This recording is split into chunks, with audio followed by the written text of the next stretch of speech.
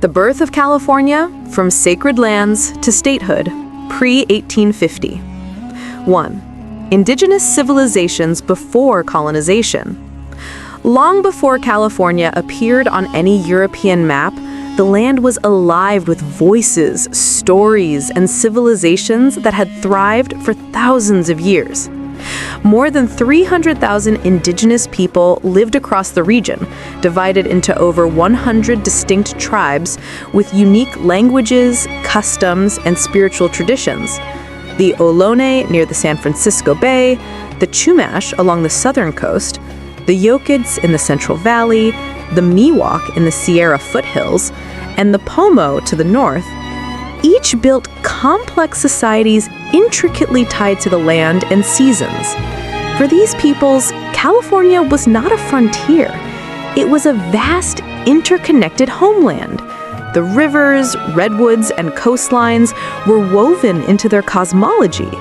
They hunted deer and elk, fished for salmon and shellfish, and gathered acorns, the staple food that sustained entire communities. Their societies were based on cooperation and respect for nature's cycles. The Chumash built tomals, plank-built canoes, that allowed for sea trade along the Channel Islands centuries before Europeans imagined sailing into the Pacific. The Miwok and Yokids crafted intricate basketry so fine it could hold water. Art, ceremony, and oral storytelling were essential. Each tribe held myths explaining how their ancestors emerged from the land itself. What unified these diverse peoples was a sense of reciprocity with the earth. They burned grasses in controlled fires to renew the soil and attract game, long before modern ecology would understand this as sustainable land management. The world around them wasn't something to conquer. It was a living partner. When Europeans finally arrived, this balance would be broken forever. 2. Spanish exploration and the missions, 1542 to 1821. The story of European California began with Juan Rodriguez Cabrillo, a Portuguese explorer sailing under the Spanish flag. In 1542, Cabrillo landed near modern-day San Diego, claiming the land for Spain. He called it Alta California, distinguishing it from Baja California to the south. But he didn't stay long. The rugged coastline and lack of gold didn't promise quick riches. For more than 2 centuries, the Spanish largely ignored California, focusing instead on Mexico, Central, and South America. But by the mid-18th century, fears of Russian expansion along the Pacific pushed Spain to act. California, once remote, suddenly became a strategic frontier. To secure their claim, Spain devised a 3-part system: missions, presidios, and pueblos. The missions, led by Franciscan priests, aimed to convert indigenous peoples to Christianity and transform them into subjects of the Spanish crown. The presidios, military forts, provided protection, while pueblos, civilian towns, encouraged settlement. Between 1769 and 1823, the Spanish built 21 missions stretching from San Diego to Sonoma, each about a day's ride apart, the famous El Camino Real. The first mission was founded by Father Junipero Serra in San Diego. His name is still revered and debated today. To some, a saintly evangelist; to others, a symbol of indigenous oppression. For Native Californians, the mission era was catastrophic. While some saw refuge in the mission's walls, most experienced forced conversion, labor, disease, and cultural destruction. Traditional ways of life vanished as the missions replaced native villages. European livestock trampled sacred lands, and epidemics of smallpox and measles decimated populations.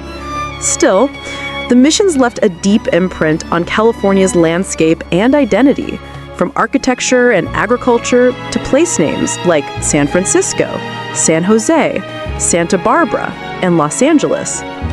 By the early 1800s, California had become a remote but stable province of Spain's empire, populated by priests, soldiers, indigenous laborers, and a growing number of Californios, people of Spanish or mixed heritage, born in the region. But history was shifting. Revolution was stirring in Mexico. 3. Mexican rule and the Bear Flag Revolt, 1821 to 1846.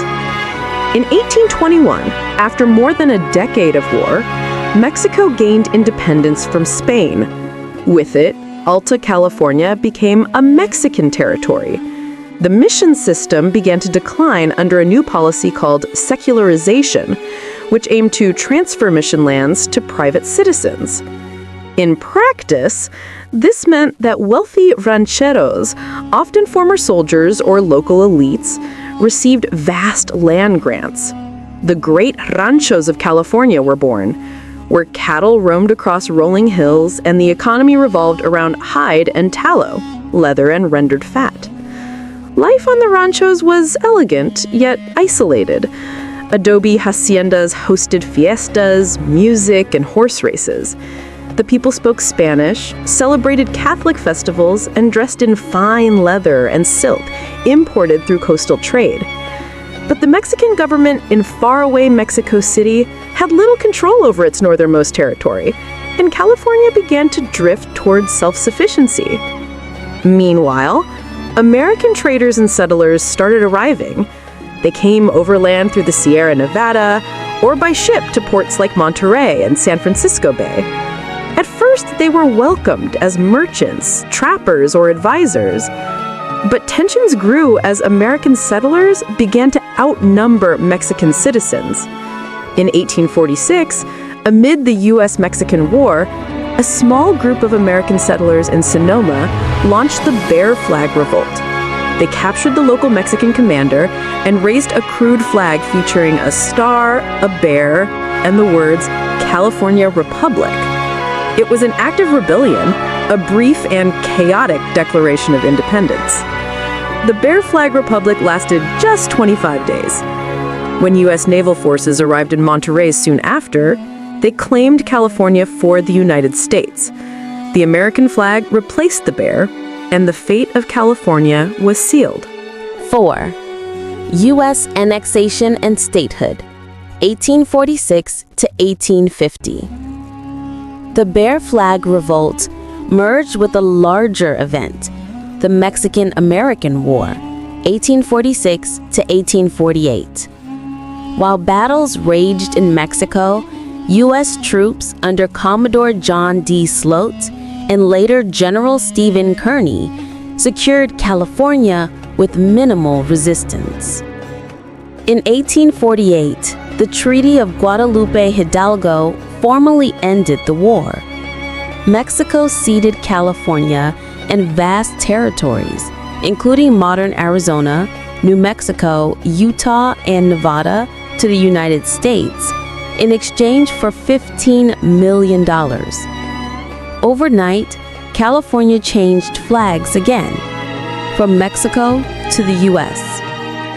But even before the treaty ink was dry, another event changed everything: gold. In January 1848, James Marshall, a carpenter working at Sutter Mill near modern-day Sacramento, discovered shiny slakes in the riverbed. When word spread, the California Gold Rush began, the largest human migration in U.S. history at the time. Within 3 years, more than 300,000 people flooded into the region, coming from every U.S. state and from across the world. Chile, China, Australia, and beyond. San Francisco transformed from a sleepy village of 800 people into a booming city of 25,000 almost overnight. Camps, shanty towns, and chaotic mining settlements dotted the Sierra foothills.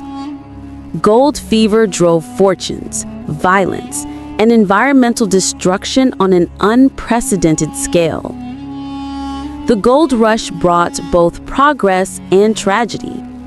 It accelerated California's integration into the United States, but also devastated indigenous populations and reshaped the land itself. Rivers were choked with sediment.